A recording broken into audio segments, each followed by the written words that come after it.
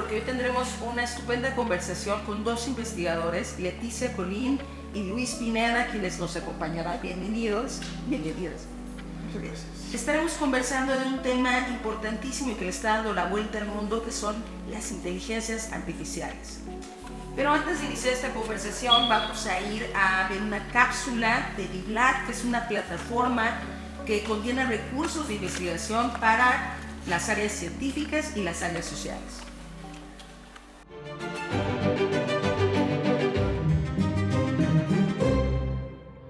Se compone de dos palabras, BIP, bibliografía latinoamericana. Entonces quiere decir bibliografía latinoamericana. Pero en esta plataforma, que es lo que encontramos, es una serie de revistas, únicamente revistas, ¿sí?, que van a ser de América Latina y el Caribe. Es un conjunto de dos bases de datos Biblat.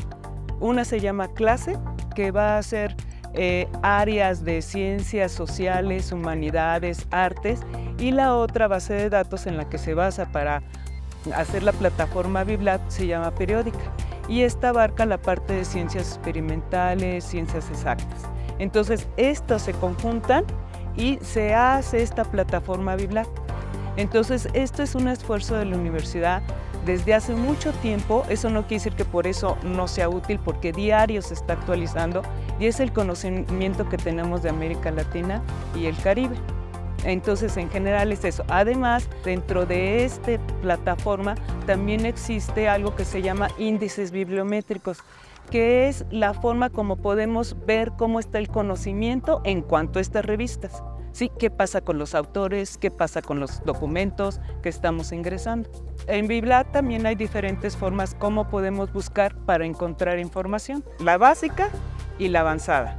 Entonces, tú pones en la básica lo que tú quieras saber del nombre en general o abierto para que pueda abarcar todos los campos y encuentras información. Si tú ya quieres ser más específico, entonces recurres a la búsqueda avanzada y tú ya usas un poco los booleanos, que viene siendo el AND, el OR, ¿no?, el NOT, y los combinas. ¿Y qué va a pasar? Que vas a obtener un número menor, pero más específico acerca de la información que necesitas. Lo característico de las revistas es la actualización.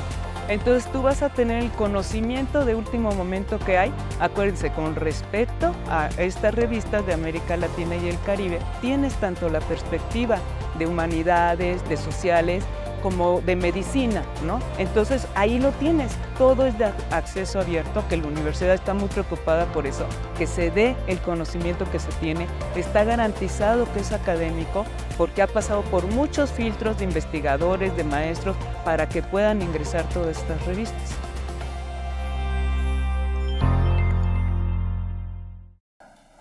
Estamos de vuelta nuevamente para dar inicio ahora sí a esta conversación sobre las inteligencias artificiales, Eduardo. Así es, tenemos dos investigadores de casa de la UNAM, desde el Instituto de Investigaciones Filológicas, la doctora Leticia Colín, y el doctor Luis Pineda, que nos visita desde el Instituto de Investigaciones en Matemáticas Aplicadas y en Sistemas. Pues bueno, yo quisiera comenzar. Los dos van a hablar sobre inteligencia artificial, ChatGPT, desde distintos aristas. Doctora, tú vas a hablar sobre esta cara de la inteligencia artificial aplicada a la academia. Va a haber una mesa redonda en Filminería sobre eso, ¿no? ¿Qué onda con ChatGPT? ¿Qué onda con los estudiantes, los académicos? Cuéntanos.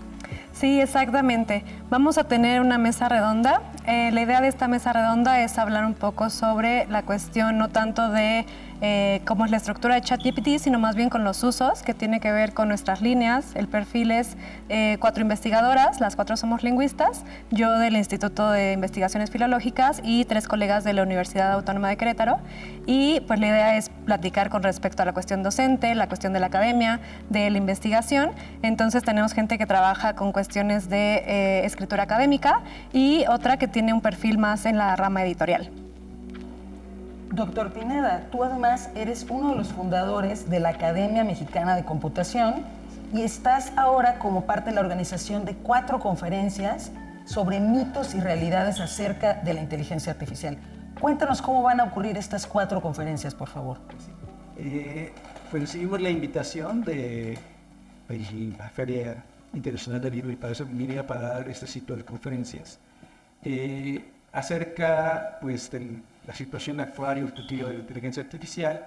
Son 4 conferencias que se van a impartir por los 4 presidentes que ha habido en la Academia Mexicana de Computación.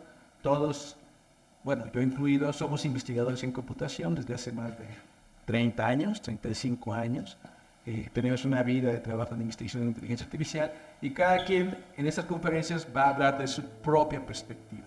El doctor Eduardo Morales, que es el presidente de la Academia actualmente, va a hablar en una conferencia práctica acerca de cómo hacer inteligencia artificial y no morir en el intento. Es para quitar un poco de miedo a los estudiantes que quieren entrar a la disciplina. Después el doctor Carlos Coello, él es investigador del CIMBESTAB, es del Premio Nacional de Ciencias, es miembro del Colegio Nacional y él va a dar una perspectiva histórica desde su perspectiva, desde su punto de vista de la inteligencia artificial. Luego el doctor Enrique Zúcar, que también es investigador del INAOE, también tiene muchos años, él va a dar una perspectiva de la inteligencia artificial desde la probabilidad y la estadística, la inferencia bayesiana, que es un área muy, muy importante con gran historia. Y finalmente, yo voy a platicar, la plática que yo voy a dar se llama Turing, ChatGPT y las promesas de la inteligencia artificial, donde la reflexión es el estado actual, lo que está pasando con la inteligencia artificial generativa, pero desde el punto de vista, o tomado luego, digamos, como referencia, el programa fundacional que propuso Alan Turing en 1950, cómo ese programa se realiza o no se realiza actualmente, y después, pues también, qué ha pasado en el tiempo, dónde nos deja la inteligencia artificial y algunas de las preguntas que están en el ambiente de si las computadoras pueden ser conscientes, si va a haber esa singularidad en que nos van a superar, si son inteligentes, etcétera, etcétera. Y además también quisiera mencionar que también aquí en la feria nos invitaron a participar en la academia, que tenemos una labor editorial, editan libros escritos por los miembros de la comunidad, que de hecho son miembros a lo largo de todo el territorio nacional, en universidades y centros de investigación públicos y privados, somos los integrantes de la academia, y vamos a exponer aquí los títulos que hemos editado. Aquí tenemos un stand donde los invitamos a pasar y ver esta producción con los académicos mexicanos en computación. Ahora, todos ustedes, quienes participan en el ciclo y quienes participan en la mesa, llevan años conociendo sobre este tema e investigándolo, está en sus conversaciones, pero en realidad en la discusión pública está desde hace muy poco, ¿no? Desde, ¿qué será? Como desde el año pasado tuvo este boom, ChatGPT, todo el mundo está hablando de eso. ¿Por qué? ¿Qué pasó para que todos empezáramos a hablar de eso? Leticia. Pues mira, yo debo decirte que aquí el experto sobre ChatGPT es Luis, ¿no? A nosotros como profesores, como investigadores, más bien nos agarró ya la ola y hubo que subirse en ella. Entonces, la idea más bien es con esta mesa un poco llevar la reflexión a qué es lo que hemos tenido que hacer, ¿no? Porque pues nos enfrentamos con esta nueva realidad, decíamos, como docentes, como investigadores, y pues lo que queremos es reflexionar, llevar a los demás profesores, investigadores, a reflexionar con respecto a que esta es hace rato platicaba un poco con Sara y decíamos, pues es una realidad que está ahí, que de pronto hubo este boom, ¿no? Que como profesores nos encontramos con estudiantes que ya lo están utilizando y que no podemos quedarnos ajenos a lo que está sucediendo en el mundo, ¿no? Que no podemos tener tampoco como esta idea de que el ChatGPT no se debe usar, decíamos como no satanizarlo y pensar que es el enemigo, sino al contrario, reflexionar y pensar en qué medida podemos incorporarlo en nuestra labor docente, podemos incorporarlo en nuestra investigación, compartirlo con los colegas. Esta es una mesa que además estamos lingüistas, que digamos que somos medianamente jóvenes, y entonces compartirlo con los otros colegas que quizá han tenido un poco más de dificultad al enfrentarse a estas nuevas tecnologías, ¿no? Entonces, pues la idea es esa, ver qué es lo que está pasando, entender qué hace el ChatGPT, qué nos puede servir, cómo lo podemos utilizar de aliado y más que querer negarlo, ¿no? O sea, porque está ahí y pues cómo podemos usar esa herramienta como se ha hecho a lo largo de la historia de la humanidad, ¿no? Se crean herramientas y hay que aprender a utilizarlas y conocerlas, compartirlas y concientizar a los demás sobre los diferentes usos que puede tener, ¿no? Okay. Por supuesto, me parece importantísimo este aspecto sobre aceptar la realidad de que las nuevas inteligencias están ya con nosotros y sobre todo no satanizarlas y más bien buscar este espacio. ¿Cuál sería, Luis, ahí entonces algunas de las realidades más importantes desde este punto de vista académico, tecnológico, para en efecto, como bien está planteado en la primera conferencia, sobrevivir la llegada de estas nuevas tecnologías para quienes a lo mejor no estamos tan acostumbradas y acostumbrados a utilizarlas? La inteligencia artificial realmente ha estado presente en el imaginario público mundial desde hace muchos años. El programa inicial sí lo planteó, me parece, Alan Turing en 1950, claro que hubo más gente con un momento muy rico en la ciencia y la tecnología, y yo creo que la presentación al colectivo mundial realmente fue en la película de 2001 Odisea en el espacio de Stanley Kubrick en 1968. Es donde el público vio por primera vez a la inteligencia artificial y de hecho vio muchas de las historias que seguimos contando que ya vienen ahí. Por ejemplo, está esto de la prueba de Turing, que seguramente ustedes han oído hablar. Es una computadora, nos puede engañar, hacernos pensar que es consciente, etcétera, que es inteligente. Esa prueba ya aparece explícitamente en la película de Kubrick. Y aparte está la computadora de Hal Vermeer, que aprende y que de pronto piensa que si le dejan la tarea a los seres humanos va a fallar la misión, entonces él los mata, etcétera. Todo eso está presente. Y eso ha seguido en el dominio público, está en el imaginario colectivo, en el cine, en la ciencia ficción, etc. Ahora, por otro lado, también la inteligencia artificial ha pasado por varios ciclos donde ha habido futuristas que han hecho predicciones muy grandes acerca de hasta dónde va a llegar el programa, pero la realidad es que la inteligencia humana, lo que somos la mente, es muy, muy grande y todas estas promesas han sido refutadas por el tiempo. O sea, pasa el tiempo y simplemente nos hemos dado cuenta que el problema de qué es el lenguaje, qué es la memoria, qué es la percepción, qué es la imaginación, pues es más grande de lo que nos habíamos imaginado y entonces tenemos que regresar. Y ahorita estamos viendo una nueva ola, estamos viendo una nueva era de inteligencia artificial, una nueva generación tecnológica y están las predicciones, están las promesas, pero finalmente es una tecnología que se va a asimilar, se va a dimensionar, se va a aprender a usar, nos ofrece grandes oportunidades, también hay retos, hay riesgos y vamos a tener que navegar sobre eso. Y eso es un momento muy, muy interesante, y en particular lo que es ChatGPT, pues y sistemas similares, pues de alguna manera resuelven problemas que antes pues teníamos que hacer nosotros, y esa es una gran, digamos, herramienta que nos ayuda a resolver problemas, pero no quiere decir eso que se va a acabar la creatividad humana ni la necesidad de resolver problemas como los seres humanos, que va a estar siempre presente. Entonces, analizar este momento pues, es muy bonito, muy interesante, pero como les digo, yo creo que esa tecnología se va a ir asimilando, se va a aprender a pensar, y vamos a ver también sus limitaciones.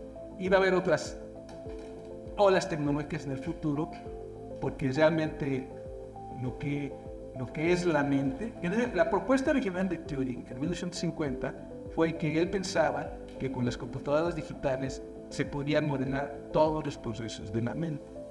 Es lo que estamos viendo. Pero sabemos que la mente es más compleja.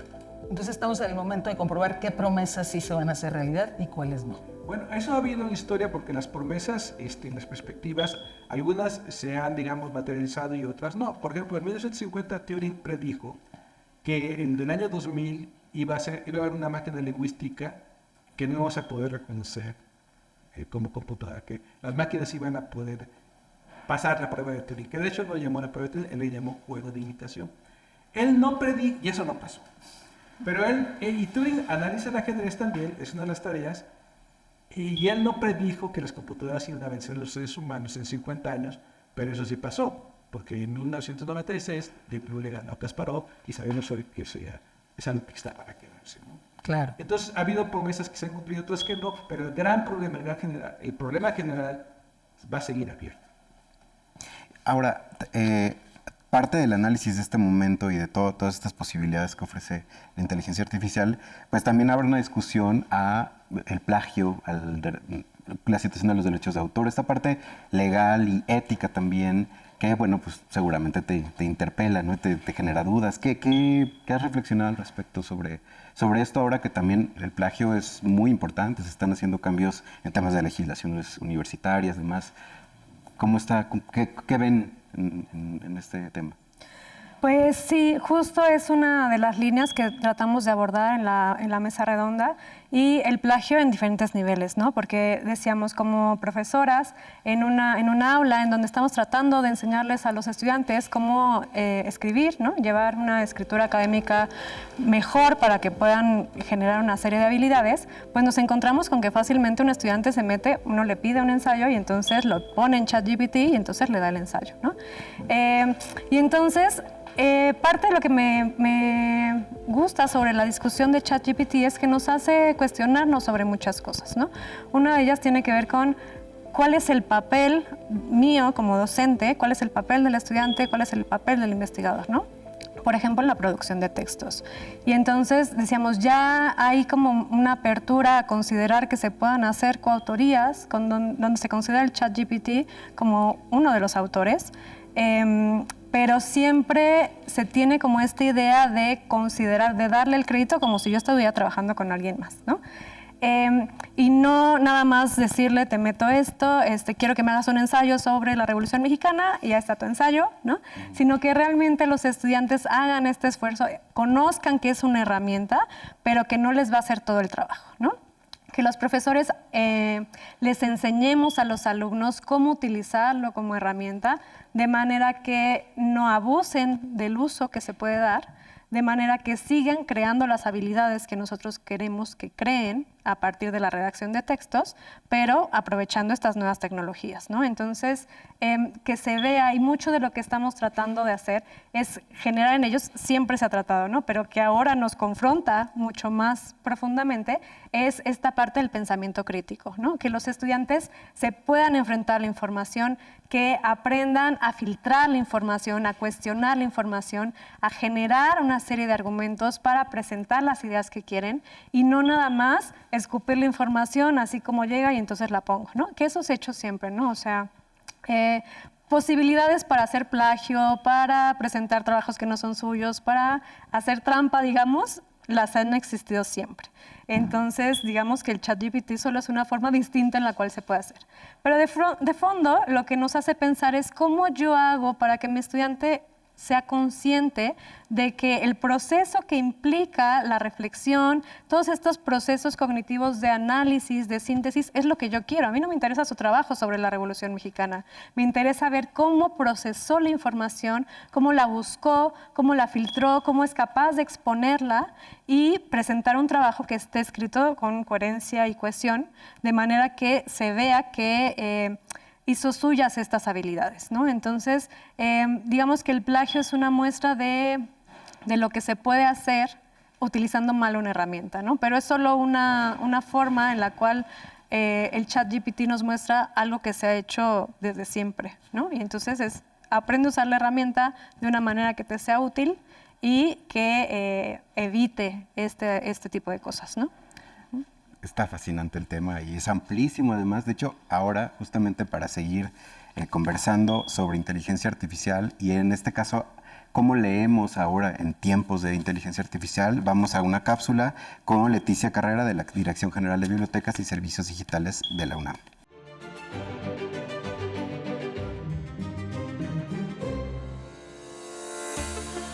Tenemos que entender que la lectura, como la inteligencia artificial, son herramientas que creamos los humanos.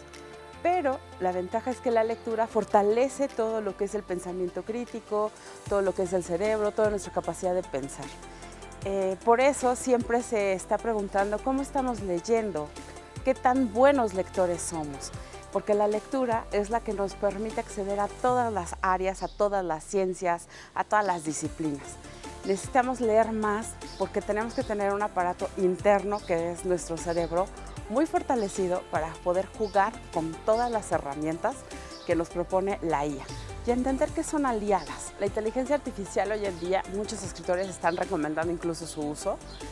Yo los invitaría a revisar lo que está diciendo Daniel Cassani, que es un emblema en la lectura. Y lo que Cassani también nos dice es que utilizar la IA como lector es preguntarle, ¿no?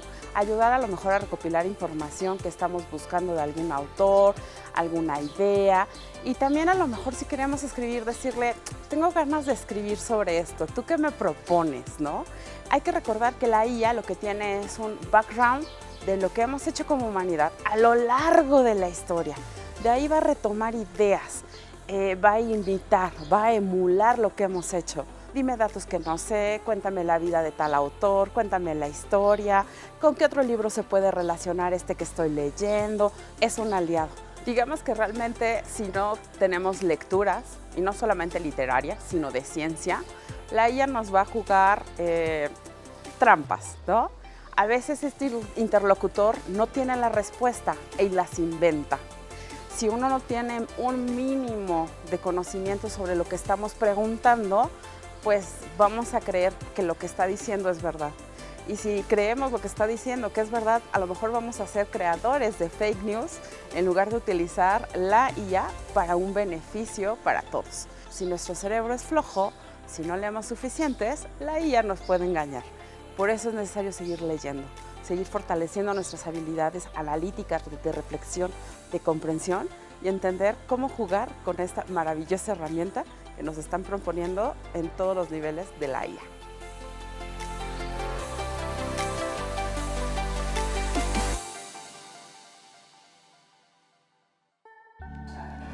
Estamos de vuelta con Leticia Colín y Luis Pineda para un último y brevísimo comentario o reflexión sobre la inteligencia artificial. Leticia. Gracias, Sara. Pues mira, yo creo que a mí lo que me deja la reflexión con respecto al ChatGPT y a la inteligencia artificial es pues todo este cuestionamiento que nos viene, ¿no? Como lingüistas nosotros pensamos y nos confronta con estas ideas que se han trabajado, por ejemplo, qué es el lenguaje, cómo funciona a nivel sintáctico, las estructuras, a nivel semántico, qué es el significado, cómo es que esto permite construir oraciones que se entiendan, ¿no? Por una cuestión estadística, numérica, que se reproduzca en un lenguaje que podamos entender, ¿no? Y creo que de fondo nos cuestiona también a nivel general con respecto a nuestras capacidades de adaptación y también a ver cómo es que podemos utilizar estas nuevas herramientas y de fondo cuál es nuestro papel como seres humanos, ¿no? Entonces creo que la reflexión a la que nos lleva todas las cuestiones como ChatGPT es muy valioso rescatar, reflexionar, pensar y seguir discutiendo. Luis. Yo creo que en este momento no es nada más la inteligencia artificial, sino es toda la tecnología, en particular la tecnología de computación y comunicaciones que están presentes, que están abriendo un nuevo capítulo en muchas dimensiones de la actividad humana. Entonces, es un momento en el cual va a haber una reorganización de las fuerzas laborales, es un momento de pensar o repensar la forma de educar, es momento de repensar la forma de evaluar. Hay muchas oportunidades, pero también realmente hay riesgos. Y yo creo que para enfrentar estos tiempos, en última instancia, lo que necesitamos es tener una sociedad más educada y más crítica. Y de hecho, este movimiento de la tecnología, como lo podemos enfrentar en el largo plazo, a mí no me cabe duda, es haciéndonos más humanos. Leticia, tú mañana tienes tu mesa redonda, ¿verdad? ¿A qué hora? Cuéntanos todo. Sí, pues vamos a estar en el Auditorio 6 a las 4 de la tarde, por ahí los esperamos con la mesa redonda, con, conmigo y las colegas que vienen de Querétaro. Entonces a las 4 de la tarde estamos. Y Luis, van a estar los libros en uno de los stands. Invítanos, por favor, a visitarlo. Bueno, tenemos un stand de la Academia Mexicana de Computación con libros escritos por académicos mexicanos trabajando en investigación en educación superior. Aquí en la feria o está a lo largo de toda la feria. Les invitamos mucho, es creo que el 13-18. Y pues nos dará mucho gusto contar con su visita. Bueno, pues ahí lo tienen. Muchas gracias, Luis. Muchas gracias, Leticia, por haber estado con nosotros. Gracias a ustedes por acompañarnos en los días feriados y recuerden que los esperamos aquí en el Palacio de Minería.